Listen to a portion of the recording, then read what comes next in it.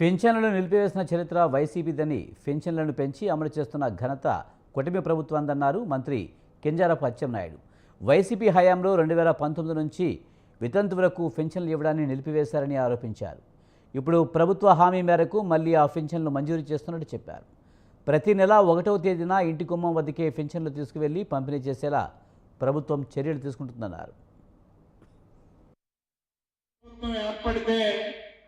కొత్తగా పథకాలు ఇచ్చి ప్రజలకి మేలు చేయడమే తప్ప ఎప్పుడూ ఇబ్బంది ఉండేది కాదు.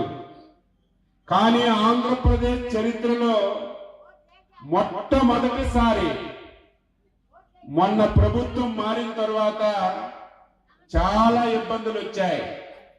దానికి కారణం ఏమిటంటే గతంలో పరిపాలించినటువంటి పాలకులు ఆలోచన విధానం సరిగా లేక, పాలన మీద పట్టు లేక అస్తవ్యస్తమైనటువంటి నిర్ణయాలు తీసుకొని చాలా సమస్యలు సృష్టించారు.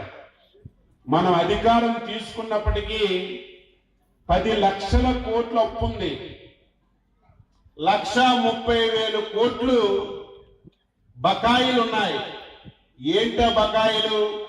పనులు చేసిన కాంట్రాక్టులకి డబ్బులు ఇవ్వలేదు, స్కూల్లో వంట చేసినటువంటి జీతాలు లేవు, ఎవరైతే సరుకులు ఇచ్చారో వారికి డబ్బులు ఇవ్వలేదు. ఇవన్నీ 1,30,000 కోట్లు ఒక పక్క అప్పు ఉంది. ఏ శాఖలో చూసినా అప్పులు తప్ప చెయ్యడానికి ఏమీ లేనటువంటి పరిస్థితిలో మనం రాష్ట్రంలో పాలన ప్రారంభించాం. ఈ పరిస్థితిలో మనం ఏమైనా చెయ్యగలమా? ఇంకా 1 సంవత్సరం 2 సంవత్సరాలు సమయం పడుతుందా అని భయపడ్డాను.